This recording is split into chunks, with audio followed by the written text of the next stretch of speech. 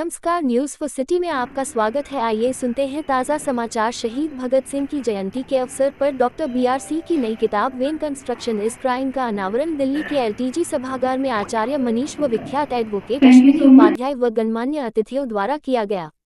इस मौके पर विख्यात आयुर्वेदाचार्य आचार्य मनीष व एडवोकेट अश्विनी उपाध्याय ने डॉक्टर BRC द्वारा लिखित पुस्तक की तारीफ की और कहा कि भारत सरकार भारतीय चिकित्सा पद्धति के परिणामों को देखे और पारंपरिक चिकित्सा को बढ़ावा देने के लिए बेहतर कदम उठाए। इस दौरान drugs and magic remedies act 1954 को रद्द करने की पुरजोर मांग की गई। समय आ गया है कि इस पे एक इंटीग्रेटेड हेल्थ केयर सिस्टम शुरू किया जाए। मैंने एक PIL फाइल किया था 2015 में, भारत में नेशनल योगा पॉलिसी बने। उसके बाद सरकार ने योगा पे काफी काम किया। अब तो योगा, नेशनल योगा छोड़िए, अब तो इंटरनेशनल योगा पॉलिसी हो गई है। पूरी दुनिया में योग जो है मनाया जाने लग गया है। योग, प्राकृतिक चिकित्सा, नेचुरोपैथी, आयुर्वेद, इसको मुझे लगता है घर घर पहुंचाने की ड्यूटी डॉक्टर BRC या आचार्य मनीष की नहीं, इसकी ड्यूटी सरकार की है। और सरकार और व्यक्ति और संस्था में स्पीड में बहुत अंतर होता है। डॉक्टर BRC जितना प्रयास कर रहे हैं, आचार्य मनीष जितना प्रयास कर रहे हैं, अगर इसका 50% प्रयास सरकार के जरिए होगा, हेल्थ मिनिस्ट्री के जरिए होगा, तो ये घर घर पहुंच जाएगा। भाई उनके पास बहुत बड़ा इंफ्रास्ट्रक्चर होता है ना। उनके एक आदेश से भारतीय मेडिकल सिस्टम, भारतीय चिकित्सा व्यवस्था पूरे देश में फैल सकती है। इसलिए मैं आशा करता हूं कि सरकार इस पे ध्यान देगी, स्वास्थ्य मंत्रालय इस पे ध्यान देगा। और जिसको आप विदेशी को मॉडर्न कहते हैं, मॉडर्न नहीं, वो डिस्ट्रक्टिव मेडिसिन सिस्टम है। मैं उसको मॉडर्न नहीं मानता। भारतीय चिकित्सा हमारी प्राइमरी चिकित्सा पद्धति होनी चाहिए। कुछ लोग कहते हैं नहीं तो अल्टरनेट चिकित्सा। अल्टरनेट कैसे हो गई? प्राइमरी चिकित्सा भारतीय चिकित्सा व्यवस्था है, प्राइमरी चिकित्सा नेचुरोपैथी है, प्राइमरी चिकित्सा आयुर्वेद है।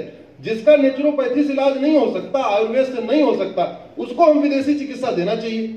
हमने उल्टा अपनी थिंकिंग को उल्टा रखा कि नहीं, पहले अंग्रेजी दवा खा लो, ठीक ना हो पाओ, बीमारी बढ़ जाए, फिर चलो नेचुरोपैथी ना, ऐसे नहीं।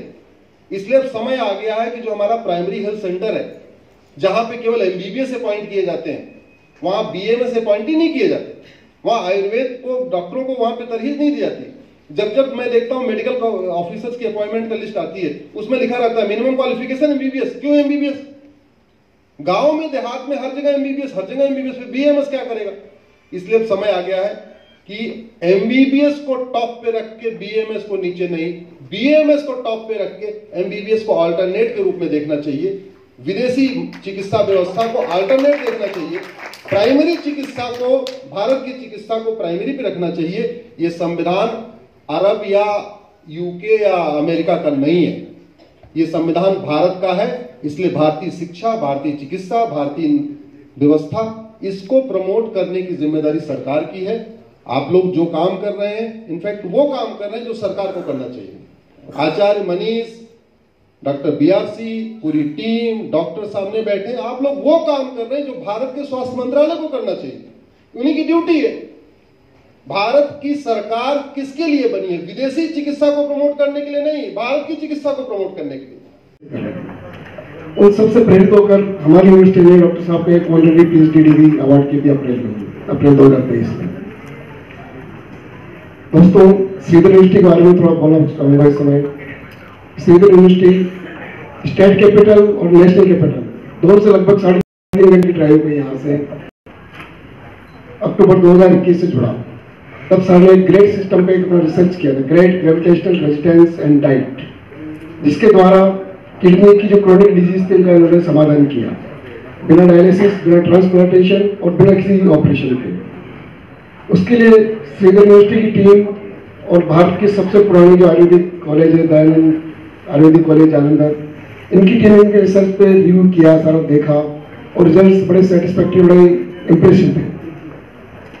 उनके 100 पेशेंट पे उन्होंने लगभग 100 दिन तक काम किया और रिजल्ट सबके सामने रखे। रिजल्ट बहुत ही मजेदार थे, मस्त, लोगों की जिंदगी बचाने वाले थे बिना किसी। शहीद भगत सिंह जयंती है। शहीद भगत सिंह जिनको अंग्रेजों ने सूली पे लटकाया, इसे मैं करेक्ट करता हूँ, जिनको भारतीयों ने सूली पे लटकाया, इसको प्रिसाइज कर देता हूँ, जिनको उन भारतीयों ने सूली पे लटकाया जिनको जो भगत सिंह के बहुत करीब थे। देश के अंदर जब तक गद्दार रहेंगे देश आजाद कैसे रहेगा। 1947 तक देश अंग्रेजों का गुलाम था, आज देश अंग्रेजी दवा का गुलाम है। अपने आसपास देखिए, नॉट एज ए पत्रकार, अपने आसपास देखिए एज ए इंडिविजुअल, आप सोच के देखिए कि जो दिनचर्या है आपकी, उस दिनचर्या का एक पार्ट दवाई भी है, मेडिसिन भी है। हम ये भूल गए कि बिना दवाई के भी कोई जिंदा रह सकता है। हमें ऐसा लगता है कि हम अगर जिंदा हैं तो दवाइयों के साथ है। कोई डायबिटीज की दवाई ले रहा है, कोई ब्लड प्रेशर की दवाई ले रहा है, कोई इंसुलिन ले रहा है। अभी प्रो वाइस चांसलर जी ने बताया कि जो ऑब्जर्वेशन स्टडी हुआ था उसमें 75% क्रॉनिक किडनी डिजीज पेशेंट्स जो डायलिसिस पे ऑलरेडी थे उनकी डायलिसिस छूट गई, लेकिन 25% ऐसे भी हैं जो छूटी नहीं, जिनको हम लाभ नहीं पहुंचा पाए। लेकिन याद रखिए कि आज से पहले क्रॉनिक किडनी डिजीज में जो रिवर्सल है वो 0% है। 0%, उसको हम 75% तक ले आए।